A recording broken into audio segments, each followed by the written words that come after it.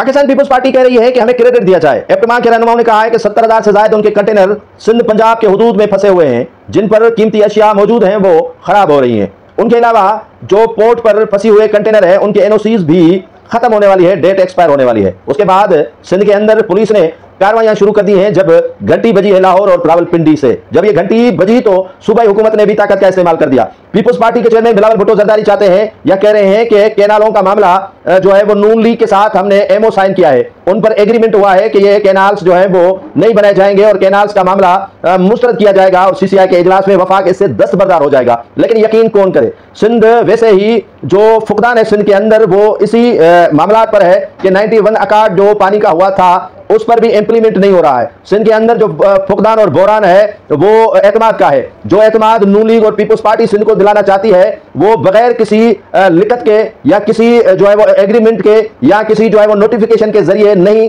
दिया जाएगा या इस पर जो है वो बाकायदा